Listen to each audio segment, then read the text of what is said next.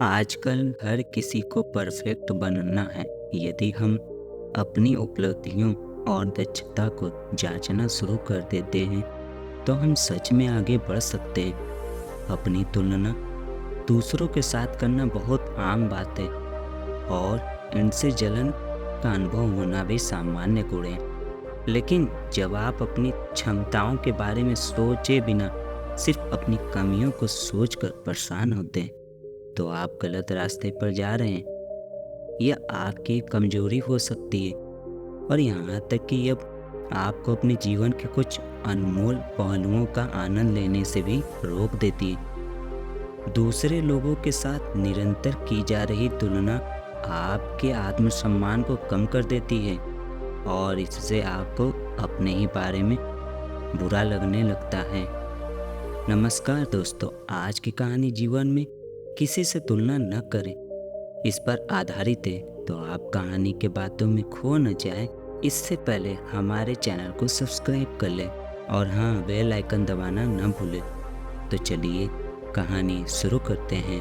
एक बार एक युवक को संघर्ष करते करते कई वर्ष लग गए लेकिन उसे सफलता नहीं मिली। वह काफ़ी निराश हो गया और नकारात्मक विचारों ने उसे घेर लिया। उसने इस कदर उम्मीद खो दी कि उसने आत्महत्या करने का मन बना लिया। वह जंगल में गया और वह आत्महत्या करने ही जा रहा था कि अचानक एक संत ने उसे देख लिया। संत ने उससे कहा, बच्चे क्या बात है, तुम इस घनघोर जंगल में क्या कर रहे हो? उस युवक ने जवाब दिया, मैं जीवन में संघर्ष करते करते थक गया हूँ और मैं आत्महत्या करके अपने बेकार जीवन को नष्ट करने आया हूँ। संत ने पूछा, तुम कितने दिनों से संघर्ष कर रहे हो? युवक ने कहा, मुझे 2 वर्ष के लगभग हो गए। मुझे ना तो कोई नौकरी मिली है और न ही कहीं किसी परीक्षा में सफल हो सका हूँ। संत ने कहा, तुम्हें नौकरी भी मिल जाएगी और तुम सफल भी हो जाओगे, निराश ना हो, कुछ दिन और प्रयास करो। युवक ने कहा, मैं किसी भी काम के योग्य नहीं हूँ, अब मुझसे कुछ नहीं होगा।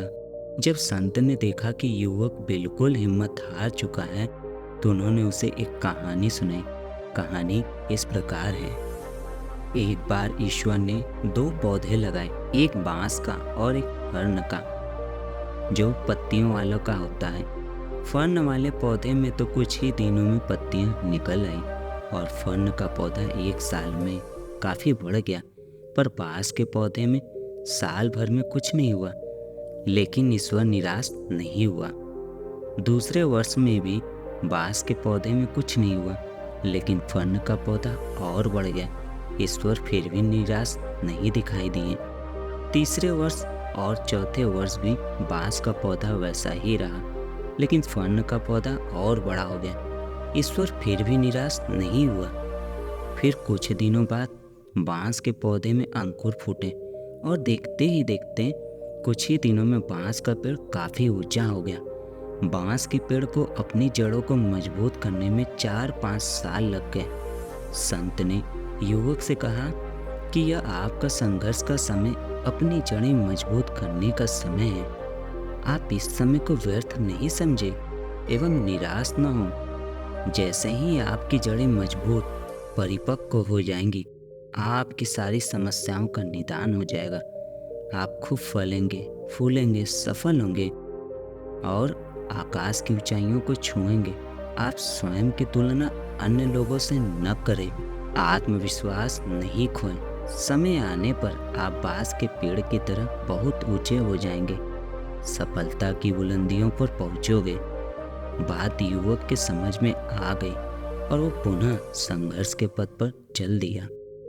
दोस्तों, फर्न के पौधे की जड़ें बहुत कमज़ोर होती हैं, जो जरा सी तेज हवा से ही जड़ से उखड़ जाता है, और बांस के पेड़ की जड़ें इतनी मजबूत होती हैं कि बड़ा से बड़ा तूफान भी उसे नहीं हिला सकता। इसलिए दोस्तों, संघर्ष से घबराएं नहीं, मेहनत करते रहें और अपनी जड़ों को इतनी मजबूत बना लें कि बड़े से बड़ी मुसीबत, मुश्किल से मुश्किल हालात आपके इरादों को कमज़ोर ना कर सके और आपको आगे बढ़ने से रोक ना सके। किसी से भी तुलना ना करें, सकारात्मक सोच और आत्मविश्वास के साथ अपने लक्ष्य की ओर बढ़ते रहें। आप जरूर सफल होंगे और आसमान की बुलंदियों को छुएंगे। अपने बारे में कुछ सकारात्मक और नकारात्मक मूल्यांकन करके आप अपने आत्मसम्मान का आंकलन कर सकते हैं। हम सभी के जीवन में कुछ अच्छे दिन होते हैं और कुछ बुरे दिन भी होते हैं, और हम अपने बारे में क्या सोचते हैं ये हर दिन के हिसाब से बदलता जाता है। आत्मसम्मान आपके जीवन काल में ही विकसित होता है और आपके व्यक्तित्व की स्थिरता की ओर इशारा करता है। क्या आपका अपने बारे में कोई अच्छा विचार है? क्या आप विचार अन्य लोगों पर निर्भर करते हैं? यदि आप अपने ही आत्मसम्मान के लिए अन्य लोगों की ओर देखते हैं तो यही निशानी है कि आपको अपनी खुशी के लिए आगे बढ़ना शुरू कर देना चाहिए। दोस्तों, आज की यह कहानी आपको कैसी लगी? कृपया मुझे कमेंट करके ज़रूर बताएं, और अगर आपको यह कहानी पसंद आई है तो अपने दोस्तों को ज़रूर शेयर करें। इसी तरह की मोटिवेशनल कहानियों के लिए हमारे चैनल को ज़रूर सब्सक्राइब कर लें। अपना बहुमूल्य समय देने के लिए धन्यवाद।